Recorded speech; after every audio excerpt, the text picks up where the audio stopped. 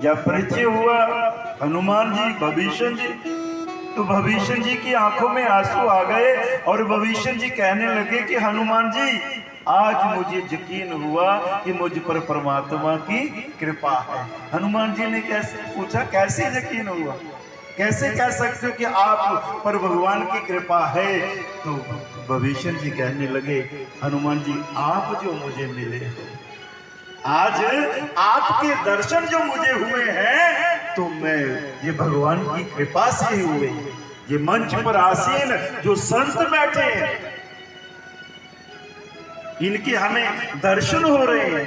ये पुण्य के हमारे पुण्य है, हमारे अच्छे कर्मों का फल है जो हम संतों के दर्शन कर रहे हैं। और जहां बैठकर उनके मुखारविंद से भगवान की कथा सुनेंगे, कोई ना कोई अच्छी बात सुनेंगे, और अच्छी बात जब मन में लगेगी तो हमारा जीवन संवर जाएगा। एक बात सत्संग की मन को लग जाए। बड़े बड़े दुराचारी व्यक्ति, बड़े बड़े पापी व्यक्ति जब सत्संग में आ गए, सब छूट गया। भगवान जी नहीं देखते कि ये कैसा है। जहां सत्संग होता है वहां किसी को मनाही नहीं होती, वहां आप किसी को मना नहीं कर सकते कि तू अंदर नहीं आ सकता। सभी के लिए गेट खुला है, आइए, ये भगवान का दरबार है। और मेरे प्रभु राम तो इतने दयालु हैं। आप रामायण में कथा सुनते हो, जब विभीषण जी आए थे, रावण ने ठुकराया, तो सुग्रीव कहने लगा कि दुश्मन का भाई है, मायावी रूप बनाकर आ गया, कोई भेद लेने के लिए आया होगा। तो मेरे प्रभु राम कहते हैं, हे सुग्रीव जी चिंता मत करिए, मैंने एक नियम बनाया है कि जो भी मेरी शरण में आ गया मैं उसे अपना बना लेता हूं।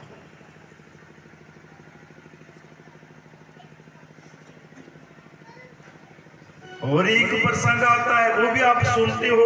हमारे पूज्य व्यास जी बैठे हैं, राम कथा करते हैं, भागवत कथा करते हैं। इंद्रपुत्र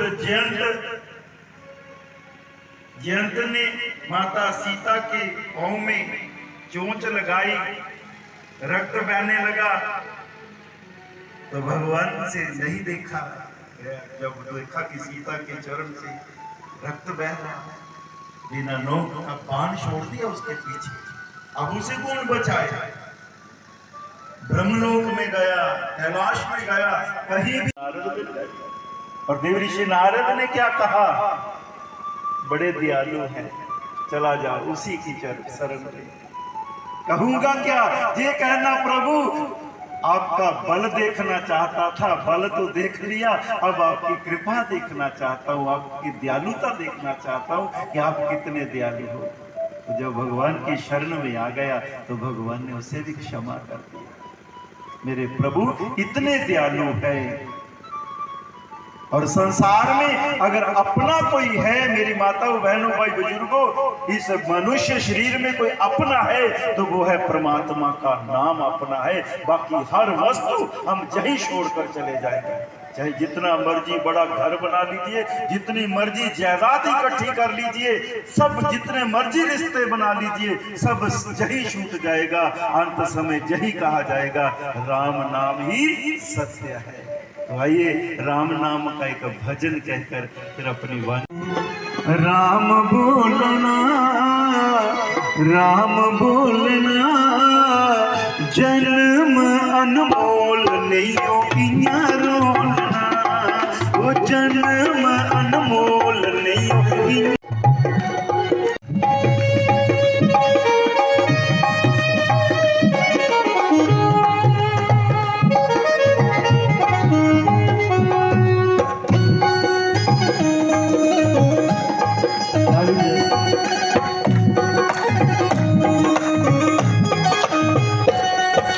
राम नाम जेड़े सच्चे दिला बोल दे, दिला बोल दे, दुखे गमे बिच भी नहीं डोल दे, ओ दुखे गमे बिच भी नहीं डोल दे।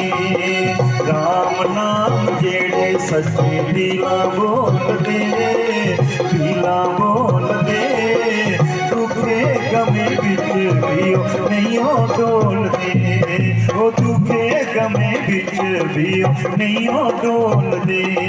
ओ सुखी लिया जिंदड़ी तू राम बोलना, राम बोलना, जन्म अनमोल नहीं इया रोलना, ओ जन्म अनमोल नहीं इया रोलना। राम नाम वाला गहना जीना पाई लिया, जीना पाई लिया, होते तर दिया जिन राम गाई लिया, होते तर दिया जिन राम गाई लिया। राम नाम वाला कहना जीना पाई लिया, जीना पाई लिया, होते तर दिया जिन राम गाई लिया, होते तर दिया जिन राम गाई लिया। ओ सुखी लिया जिंदड़ी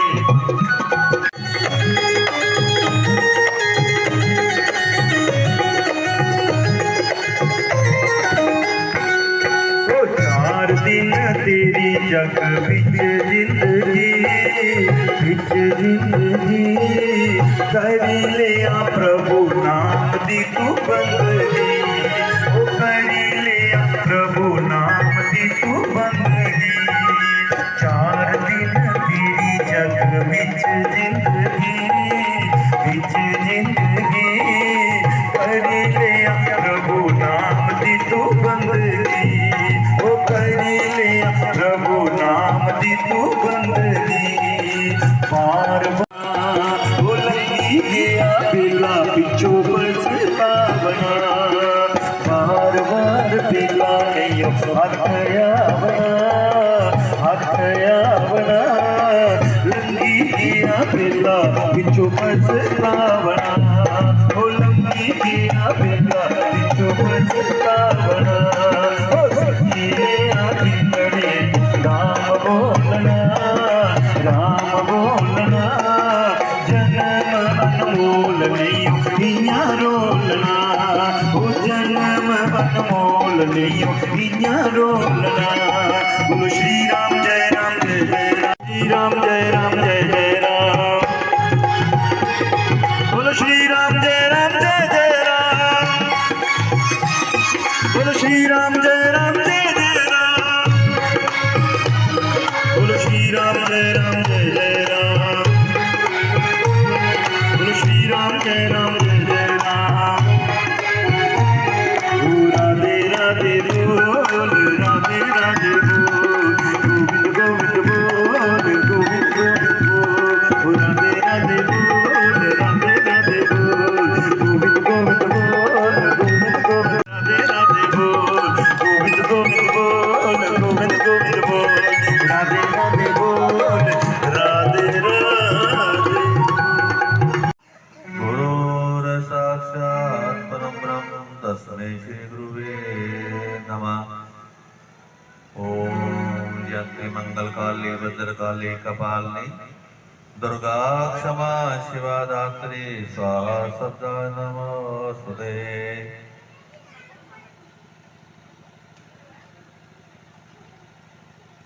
परम पवित्र स्थान आदि पूज्य गजानन भगवान श्री गणपति महाराज जी के चरणों में कोटि कोटि नमन एवं परम पूजनीय आचरणीय वंदनीय प्रातः स्मरणीय 1008 वैष्णवाचार्य परम पूज्यपाद महामंडलेश्वर महंत श्री रमेशनाथ जी के चरणों में भी कोटि कोटि नमन एवं परम पूजनीय परम श्रद्धेय परमात्मा वंदनीय श्री बाबा जिंदा जी महाराज जो शिव महापुराण की कथा कर रहे हैं, मेरे बड़े ही प्रिय सबका जो श्री सुमित भारद्वाज जी एवं परम श्रद्धेय एवं विराजमान ब्रह्मवेता ज्ञानवेता तथा आत्म कल्याण परम पिता की अपार कृपा से हमें सौभाग्य है कि हमें जे नर तन मिला है। इसी शरीर में हम पाप और पुण्य के बारे में जानते हैं। दूसरे जितने भी शरीर हैं वो इन्हीं कर्मों का फल भोग रहे हैं। इससे आगे वो नया कर्म नया भाग्य नहीं बना सकते। हमारे पास ये एक लास्ट मौका है। इंसान का शरीर एक लास्ट ऐसा है कि जिसमें हम दोबारा चाहे देवतुल्य हो जाएं, अगर ना चाहें तो पता नहीं कौन सा मॉडल परमात्मा के पास और भी मौजूद है कि हमारे कोई कर्म अच्छे हुए तो इंसान भी बन सकते हैं और देव भी बन सकते हैं। अगर बुरे कर्म हो गए इस जन्म में तो फिर उन कर्मों के हिसाब से हमें कोई और शरीर मिल जाएगा। जन्म लेना और मरना ये स्वाभाविक प्रकृति का नियम है, लेकिन उसके बीच में जो जिंदगी जीने का समय है उसको हमें कैसे जीना चाहिए। परमात्मा ने स्वयं इंसान का शरीर का रूप धारण करके और स्वयं ही इस मृत्यु लोक में आकर के हमें वो नरलीला करके बताया है। उसका हमें अनुसरण करना है। उसी को याद कराने के लिए हमारे समाज में जो अच्छे इंसान हैं, जो सतमार्ग पे चलते हैं, वो सभी को जगाना चाहते हैं कि हम सतमार्ग पे चलें और दूसरों को भी प्रेरणा दें कि जो हमारे आदर्श हैं हम उनका अनुसरण करें। कहते हैं कि गंगा पापम शशि तापम दैन्यम कल्पतरुषिता पापम तापम तथा दैन्यम हंति सज्जन संगा। गंगा जी में स्नान करने से हमारे पाप भी धुलते हैं और शांति भी मिलती है। पेड़ के नीचे बैठ के हमें ठंडक मिलती है। जो धूप से हमें ताप मिलता है उसको शांति। लेकिन अगर कोई संत पुरुष मिल जाए, कोई सत्संगी मिल जाए तो उससे बातें करके भी ये सारी चीजें प्राप्त हो जाती। इसलिए कहते हैं कि हमें हमेशा अच्छे महापुरुषों का संग करना चाहिए। अपने परमपिता परमात्मा का पूजन अर्चन वंदन करना चाहिए। ये नियम होना चाहिए कि हम दोनों टाइम परमात्मा के सामने बैठ के उसका दर्शन करें, उसको ऐसे महसूस करें कि हमारे अंदर ही विराजमान है। केवल सुबह और शाम दर्शन करके अपने हृदय में बसाएं, क्योंकि हमने जो अपना जीवन का कर्तव्य का निर्वाह करना है उसको करते करते हम परमात्मा की याद को भूल जाते हैं। इसीलिए दूसरा समय सुबह और शाम को सोते समय हमें भगवान का चिंतन करना चाहिए। उसी से हमारी आत्मा की खुराक है। अगर हम शरीर को ही खुराक देते जाएंगे तो हमारा सबसे बड़ा शत्रु जो है वो बहुत बलवान हो जाता है, और वो शत्रु हमारे अंदर है। उस शत्रु को दूर करने के लिए ही नियम बनाया जाता है कि सुबह शाम जितना हो सके भगवान का स्मरण करें, उनका ध्यान करें। और वो शत्रु है हमारा आलस्य। सुबह उठना हो तब भी हम यही सोचते हैं कि 2 मिनट और से 2 मिनट और से। हमारा सबसे बड़ा शत्रु जो है वो आलस है। आलस को त्यागने के लिए ही नियम का बंधन बहुत जरूरी है। इसके लिए ही है कि कैसा हमें आहार लेना चाहिए। सभी संतों महापुरुषों ने बताया कि अल्पाहार, और बहुत संत ऐसे हैं जो रात को आहार लेते ही नहीं, क्योंकि रात एक ऐसी है जो हमारे पास टोटल फ्री, जिसके लिए हम केवल सोने का कार्य करते हैं। शरीर को जितना मर्जी आप खाने के लिए लगा दो, जितना मर्जी सोने के लिए लगा दो, इसमें शरीर का नुकसान ही नुकसान। जितना इसको कम करना चाहोगे आप कर सकते हो। खाना और सोना ये हमारे अपने वश की बात है, ये दूर होते हैं। इसलिए हमें इसका एक नियम बना लेना चाहिए कि हम नियम पूर्वक रहें और अपनी जिंदगी को समझें कि परम पिता परमात्मा ने ये कैसा संसार रचा है, ये कैसी लीला रची है, और कैसे कैसे उन्होंने स्वरूप धारण किए और अपने धर्म और अपने राष्ट्र की रक्षा की। क्योंकि परमात्मा को सबसे प्रिय यही एक शरीर है। नर तन सम नहीं कबनियों देही, जीव चराचर चाहत जी। क्योंकि जीव, हर इंसान, हर जीव ये चाहता है कि मैं एक स्वस्थ रहूं, एक अच्छा सुंदर रहूं। लेकिन ना कोई सदा स्वस्थ रहा है, ना ही सदा सुंदर रहा है। वो सुंदर हैं जिनका कर्म सुंदर है। जटायु जी कितने सुंदर होंगे आप सब जानते हैं। रामायण देखते हैं, रामलीला हम देखते हैं, जटायु जी का स्वरूप दिखता है, लेकिन उनका जो चेहरा है वो सुंदर नहीं है। उनका कर्म सुंदर है। उन्होंने अपने धर्म के लिए कि मैंने महाराजा दशरथ जी को अपना मित्र माना, और एक गिद्धराज जो मांसाहार करने वाले थे, उन्होंने अपना धर्म निभाया।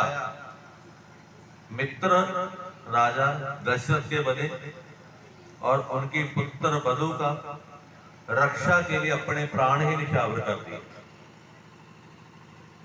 ये होता है धर्म। हम लोग केवल यही सोचते हैं कि भगवान के आगे पुष्प चढ़ा दिए, उनके पूजा अर्चन के लिए कुछ नारियल या प्रसाद चढ़ा दिया, और उसके बाद में हम क्या क्या कर्म करते हैं,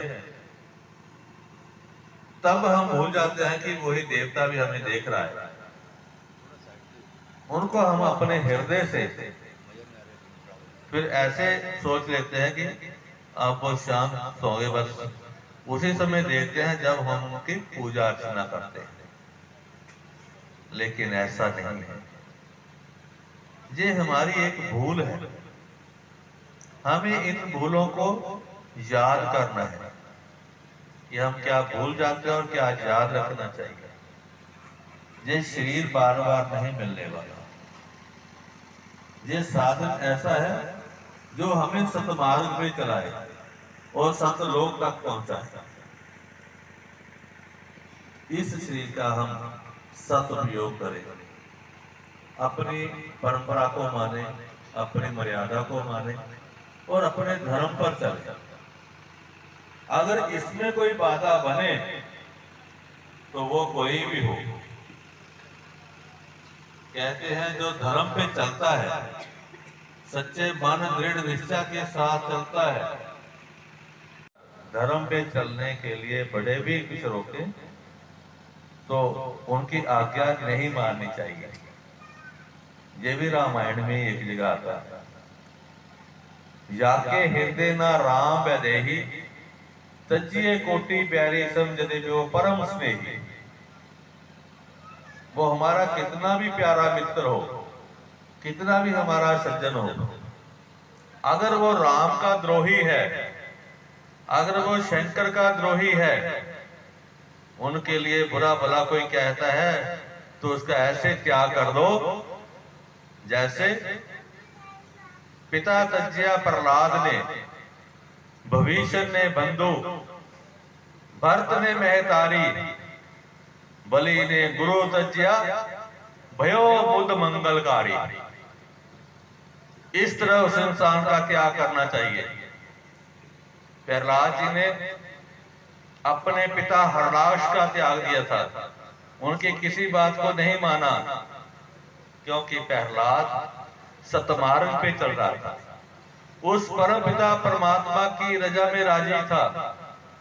वो सच बोलता था कि जो हरि है उसी का संसार, उसी को मानना है। लेकिन हरनाथ ने इसका विरोध किया कि मेरे पास शक्तियां हैं, मैं सभी को सब कुछ दे सकता हूं, मैं ही परमात्मा। लेकिन ये सत्य नहीं था, और जो लोग स्वार्थी थे, जो डरते थे, वो हरनाश की जय जयकार करते थे। जो बच्चा, वो 7 साल का प्रहलाद, उसने अपने धर्म का पालन किया, वो सतमार्ग पर चला और उसने भगवान विष्णु का जो विद्रोही था, उसका द्रोह करने वाला हक का त्याग कर दिया। विभीषण जी ने अपने भाई का त्याग कर दिया और भरत ने अपनी माता का त्याग कर दिया, क्योंकि माता ने उसके लिए राज्य मांगा और राज्य बड़े भाई का। एक होकर अपने धर्म को मानते हैं। अगर हम भगवान शंकर की पूजा करते हैं तो उनका जो विरोध करते हैं, हमें भी उसका विरोध करना चाहिए। जो भगवान शंकर का विरोध कर रहा है उसका हम सत्कार करते फिरें तो हमारा ये धर्म नहीं है। अपने धर्म को पहचानना चाहिए कि हम सतमार्ग पे चले, अपने माता पिता का आदर मान सत्कार करते हैं, तो जो हमारे माता पिता का अपमान करते हैं उनका विरोध करना भी हमारा फर्ज है।